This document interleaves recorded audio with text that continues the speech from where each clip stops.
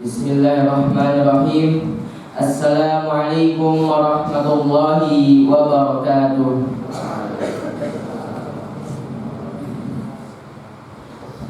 Alhamdulillahilladzi arsala rasulahu bil huda wa dinil haqq liyuzhirahu 'alad dini kullih wa kafa billahi shahida. Asyhadu an la ilaha illallah wahdahu la syarikalah wa asyhadu anna Muhammadan abduhu wa rasuluh. Amma ba'd. Segala puji bagi Allah, Rabb semesta alam. Kami memujinya dengan sifat-sifatnya yang mulia dan nama-namanya yang sempurna. Salawat serta salam semoga tetap tercurah limpahkan kepada Nabi kita, suri tauladan kita, yakni Nabi Muhammad bin Abdullah sallallahu alaihi wasallam,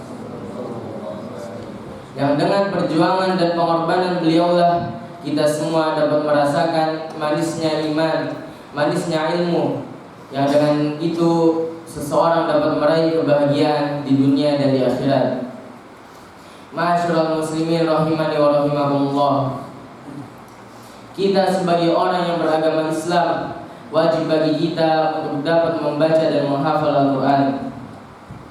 Karena membaca dan menghafal Al-Quran ada banyak sekali keutamaan di dalamnya. Beberapa contohnya adalah: yang pertama, pahalanya tidak pernah putus. Yang kedua, berlimpahnya kebaikan bagi pembacanya. Yang ketiga, sebagai pemberi syafaat bagi pembacanya. Nabi sallallahu alaihi wasallam bersabda, "Iqra'ul Qur'ana fa innahu ya'ti yaumal qiyamati syafi'an li ashabi." Bacalah Al-Qur'an karena sesungguhnya dia akan datang pada hari kiamat sebagai pemberi syafaat bagi pemiliknya. Yang keempat, menjadi sebaik-baik manusia. Nabi sallallahu alaihi wasallam bersabda, "Khairukum man ta'allama al-Qur'ana wa 'allamah." Sebaik-baik dari kalian adalah yang mempelajari Al-Qur'an dan mengajarkannya. Dan yang kelima, bersama malaikat yang mulia. Ma'asyiral muslimin rahimani wa rahimakumullah. Kita dalam menghafal Al-Quran pasti mempunyai target masing-masing. Dan untuk mencapai target tersebut, kita harus menghafal Al-Quran dengan cepat. Dan pasti di antara kita ada yang merasa kesusahan, merasa kesulitan dalam menghafalnya. Maka ana akan memberitahu hal-hal terpenting supaya Allah Ta'ala memberikan kemudahan kepada kita dalam menghafal Al-Quran. Yang pertama, menjauhi maksiat. Imam Syafi'i rahimahullah pernah mengadu kepada gurunya tentang buruknya hafalannya. Lalu gurunya menasihatinya untuk menjauhi yang namanya maksiat. Maka kita harus menjauhi maksiat supaya Allah Subhanahu wa Ta'ala memberikan kemudahan pada kita dalam menghafal. Yang kedua, ikhlas. Ini adalah syarat diterimanya seluruh amalan. Maka kita menghafal Al-Quran harus mengharapkan kebaikan dari Allah, bukan mengharapkan hadiah, nilai, pujian, dan perkara dunia yang lain. Yang ketiga, menghafal dengan menggunakan satu mushaf. Jika kita telah hafal dan lupa pada suatu ayat, kita bisa membayangkan tempat ayat tersebut di dalam mushaf. Ini membantu kita dalam mengingatnya. Sedangkan perbedaan dapat mengacaukan upaya hafalan. Yang keempat, memperhatikan kesahihan bacaan sebelum menghafal. Tujuannya agar tidak sia-sia usaha kita dalam menghafal Al-Quran. Mungkin ketika kita telah selesai menghafal Al-Quran, ternyata banyak ayat-ayat dan huruf-huruf yang keliru.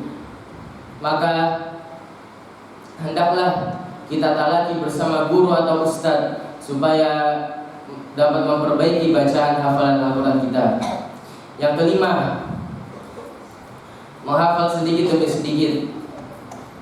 Karena jika kita menghafal dalam jumlah banyak, maka beresiko hafalan yang lupa juga banyak.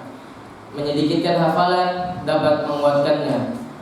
Jangan terlalu fokus kepada target, karena yang terpenting itu adalah hasilnya, yaitu hafalan yang akurat. Menghafal walaupun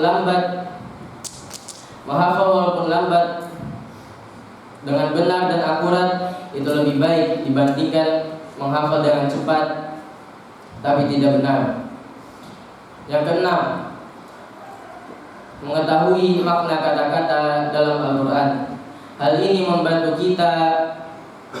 membantu kita dalam hafalan dan menguatkannya. Yang ketujuh, mendengarkan murotal dari audio atau kaset berulang-ulang, karena melalui pendengaran dapat mempermudah kita dalam menghafal dan memurojaahnya.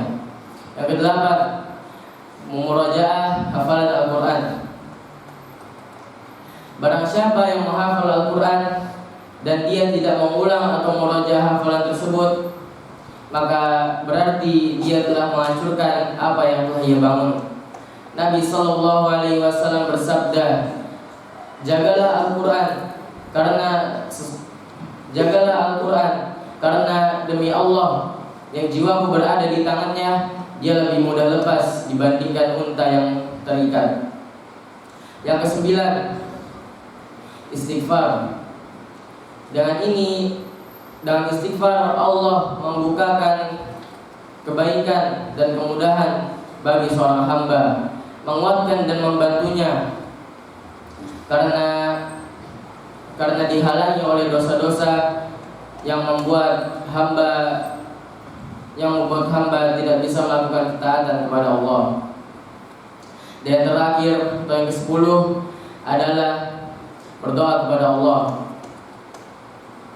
Janganlah kita lupa memohon pertolongan kepada Allah dalam menghafal kitabnya, karena Allah tidak akan menggagalkan harapan hambanya, dan sesungguhnya Allah tidak menyia-nyiakan usaha hambanya. Ma'asyiral muslimin rahimani wa rahimakumullah. Semoga Allah Subhanahu wa taala memberikan kemudahan kepada kita dalam menghafal Al-Qur'an hingga selesai atau khatam 30 juz. Karena keutamaannya sangat besar sekali. Nabi Muhammad SAW pernah berkata, derajat seseorang di dalam surga adalah ayat terakhir yang ia hafal. Maka semakin banyak hafalannya, semakin tinggi juga derajatnya di akhirat kelak. Dan penghafal Al-Quran akan memberikan mahkota dan baju yang sangat mulia kepada kedua orang tuanya di akhirat kelak. Dan juga mereka akan berada di barisan terdepan ketika hari kiamat. Cukup sekian modal yang bisa Anda sampaikan. Teruslah kita berusaha dan berikhtiar kepada Allah dalam menghafal Al-Quran. Syukran wa jazakumullahu khairan. Assalamualaikum warahmatullahi wabarakatuh.